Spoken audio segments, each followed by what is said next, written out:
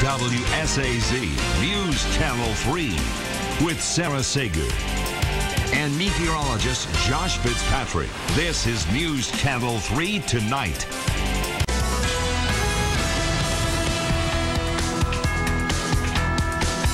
And whimsically speaking, you might say there was an alpine climate outside the Alpine Theater on this Sunday.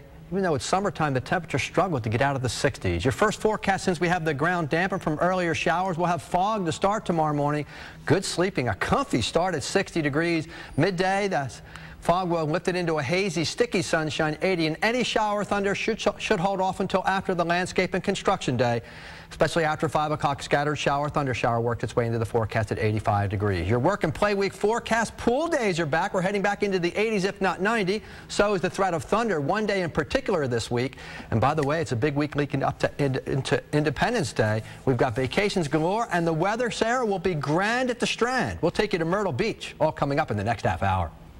Sounds great, Tony. Thanks. The latest victims of copper theft have been left without a dial tone. Take a look at this. Bone cables and wires cut down.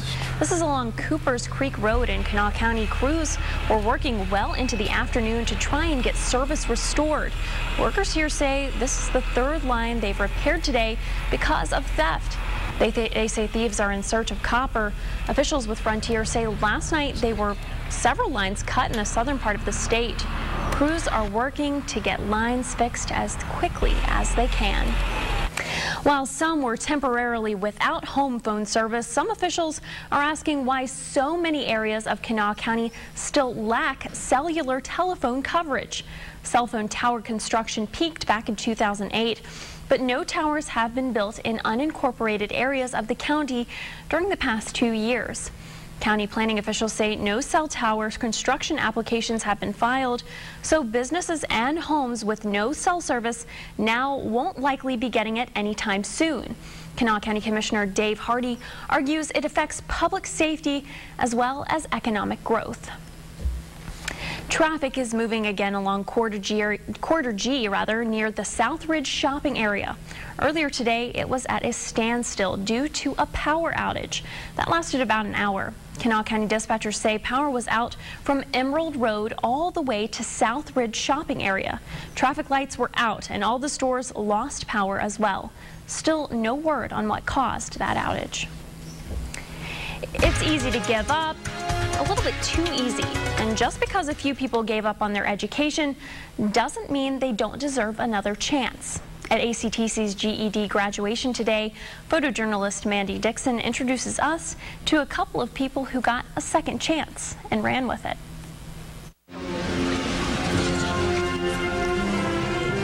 I quit when I was a sophomore and started working straight out of school.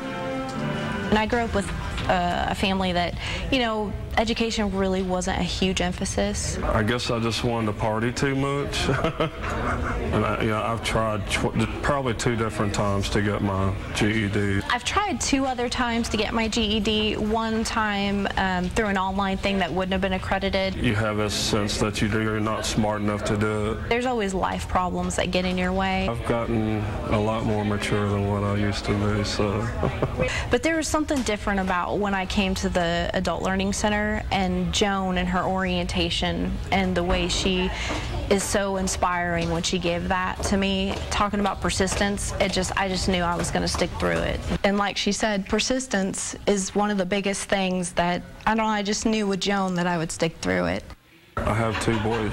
I hope that I have set an example for them. I am studying to go for my master's in social work, and I want to work for the VA. I want to work for vets that are coming home from wars. I would like, one day maybe to help kids that don't have role models like I did in my younger life. I just never even thought I could do this.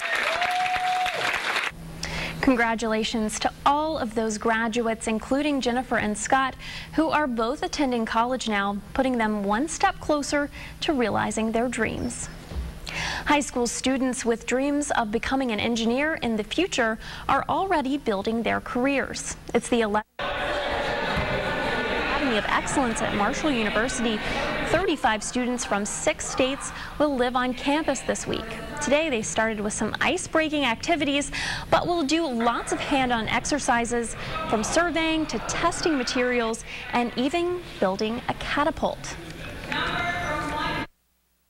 To just expose them to the different fields of engineering, the type of work that engineers do, the careers that are possible with engineering, and while giving them the opportunity to explore Marshall's campus and meet new people and just really have a good time. The students will tour the Toyota plant in Buffalo and the West Virginia Exhibition coal mine at the end of the week. For girls, when it comes to high school dances, it's all about that dress, but most of them are pretty pricey. At Picasso's Salon and Day Spa in Barbersville, folks help girls in high school who can't afford ultra-expensive formal wear. Ladies dropped off some of their nice dresses that have just been sitting in their closets for a few years with the hope that some young girls will be able to enjoy them. The dresses will be sold at the beginning of the school year, that's in August, for just a fraction of the retail price. Going to a dance is such a big deal and such a great thing that we can maybe provide someone with that feeling of, you know, feeling good about themselves. I just had a brand new dress that I didn't get to wear to a beach wedding, and I wanted to contribute it to somebody who could get some use out of it. I only got to wear my dresses just the one time, so knowing that they're going to a good cause and somebody else can wear them, they can have the, you know, second time to be shown and have a good time themselves. All the proceeds benefit Branch's domestic violence shelter, which works with young people on preventing date abuse. If you have a dress you'd like to donate, they'll be accepting donations there at the salon throughout the rest of the summer. The U.S. Senate Commerce Committee will be making history in the capital city tomorrow. West Virginia Senator Jay Rockefeller is chairing a U.S. Senate committee meeting in Charleston about job creation and exporting American products. This will be the first time in modern history the committee has ever held a hearing in West Virginia. Rockefeller is also introducing 5 bills to protect existing jobs and even create some new ones. A United Steelworkers sub-district director in West Virginia is set to testify at that meeting on Monday. A life preserver may be in the works for a sinking community swimming pool. The 58-year-old A.D. Lewis Community Center pool in Huntington did not open this year because of mounting maintenance problems.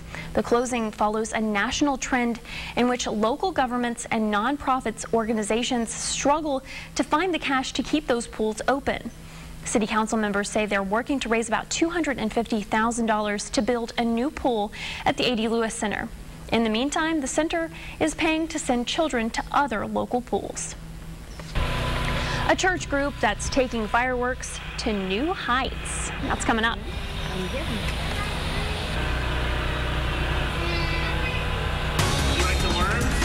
And I'm John Mulvaney. Coming up in sports.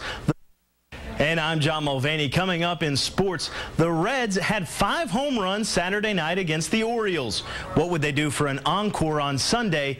It features a homer of a very different kind. Plus, a local high school football star makes a move to the next level, wearing 2 different uniforms at Army.